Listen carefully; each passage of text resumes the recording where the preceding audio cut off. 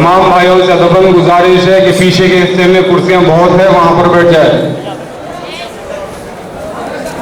पीछे के बाएं हाथ की तरफ कुर्सियां ज्यादा खाली है।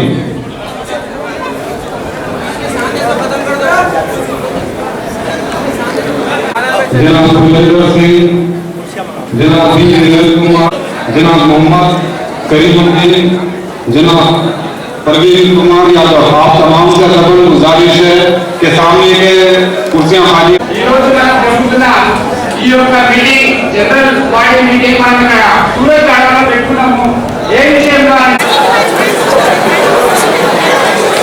मल्लापल्ली डिवीजन लौंडों की पार्टी है, बच्चों की पार्टी है, तो लौंडे और बच्चे मिलकर 30,000 वोट लेके आए थे। 2014 में ये बच्चे बड़े हो गए, उसके लिए सबसे खूबसूरत और सबसे तगड़ी पार्टी क्या है? वो तेलुगु देशम। इंजीनियर और एमबीए का पॉलिटिक्स से तो कुछ भी इंटरेस्ट नहीं है। 2009 में मेरा मैनेजर था पॉलिटिकल, 2014 में मेरा पॉलिटिकल मैनेजर है। इसको सियासत नहीं पसंद, मगर भाई से कोई मोहब्बत करता हूं। अगर से कोई काम है तो उसमें लक्ष्मण तो यहाँ मौजूद है। हेलो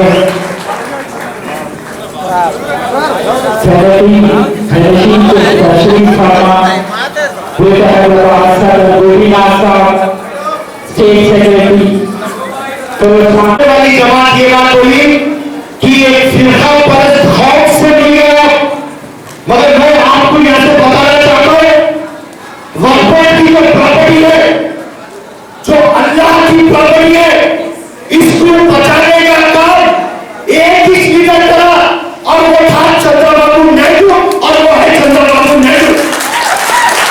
वाईएसआर कांग्रेस सब बट्टेबाजा ये सभी देख के खा लिए। ये चंद्रबाबू नायडू मुसलमानों की राजनीति का चौकीदार है, एक चीज भी खाने नहीं दिया। आज वो बात करते अपनी वफात के लिए, हमारे भाई साहब ये बोलना चाह रहे थे, हम बोल रहे चंद्रबाबू नायडू साहब उर्दू अकादमी बोल रहे, चंद्रबाबू नायडू साहब उर्दू सेकेंडरी में छोड़ रहे, चंद्रबाबू नायडू साहब आज नरेंद्र मोदी के साथ है, तो सिर्फ आपको वो हमारे को डेवलप करने के लिए पैसा लाने के लिए।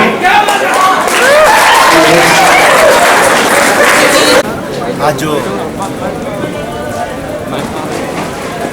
जनरल बॉडी मीटिंग का मकसद था कि नामपल्ली के अंदर तेलुगु देशम को और मजबूत किस तरह से किया जाएगा। जनवरी फरवरी में कॉर्पोरेशन इलेक्शन है, चुनाव के सरगर्मियां शुरू हो चुके हैं। डिवीज़न में कौन एक्टिव वर्कर है, कारकुन है, उसको निकालना है एंड उसको आगे बढ़ाना है, और उसको ये एश्योरेंस देना है कि आपको कॉर्पोरेटर टिकट दिया जाएगा, आप आपका काम स्टार्ट करिए। ये मंसूबे के साथ आज जनरल बॉडी मीटिंग है। और इसके साथ दूसरी पॉइंट ये है कि जो इलेक्शन वोटिंग लिस्ट है वो MIM और TRS जैसा चाहरी वैसा वोटिंग लिस्ट बन गई। उनके लोग जो यहाँ पर नहीं रहते नामपल्ली में, उनके वोट ऐड है, और हमारे जो कार्यकर्ता है, तेलुगु देशम के जो कार्यकर्ता है और अदर पार्टीज़ के जो कार्यकर्ता है, वो लोगों के वोटर डिलीट है। आज आप प्रेस में बहुत प्रचार कर रहे हैं, election commission, greater Hyderabad commissioner, voting list को हम सही कर रहे हैं, प्रिंट मीडिया हो, इलेक्ट्रॉनिक मीडिया हो, और इतने आप एक्टिव है।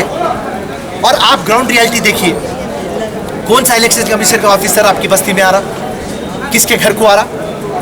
आप लोग प्रेस वाले, मैं आपको कुछ पूछ रहा हूँ, आपके घर को आए क्या कोई? बट खाली एक एडवर्टीजमेंट। और TRS और MIM जैसा बोली वैसा डिसाइड कर चुके हैं। आज जो वार्ड्स डिलिमिटेड करें, सेम TRS और MIM कैसा जीतती, नामपल्ली में क्या करें? 8 वार्डा हैं, 8 डिवीजन बनाए, उसमें रेशियो बनाए 60% मुस्लिम, 40% अदर कास्ट। तो मुस्लिम के वोट पूरे उनके खाते में गए, पूरे वार्डा जीत लिए।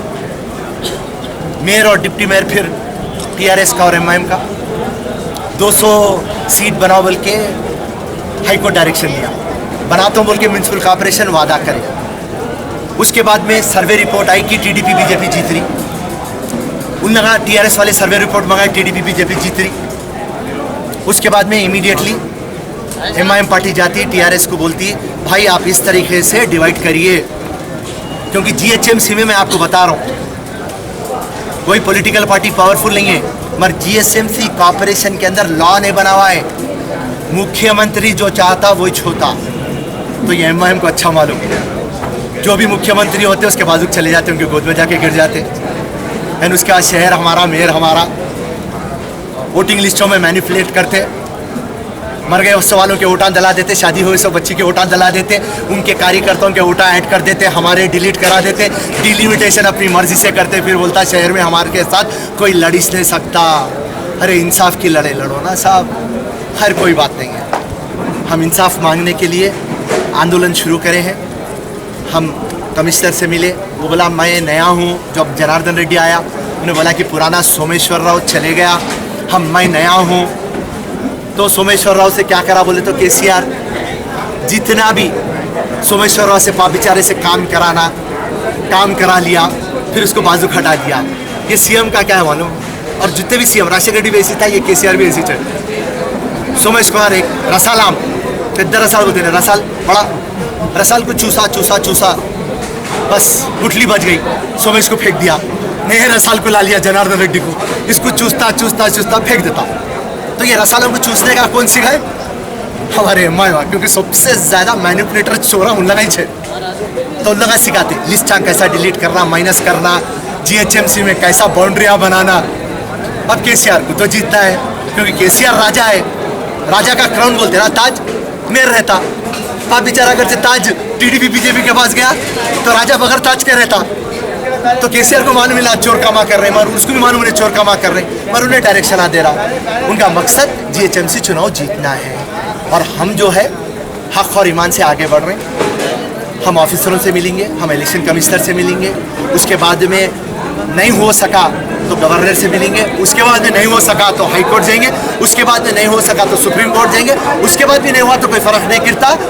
ये मुहिम चलाते रहेंगे, आज नहीं तो कल हमारे को जीत हासिल होंगी, क्योंकि हमारे को अल्लाह पे भरोसा है, और ईमान और हक पे भरोसा है, सच्चाई पे भरोसा है। जय चंद्रबाबू नायडू, जय तेलुगु देशम, जय हिंद।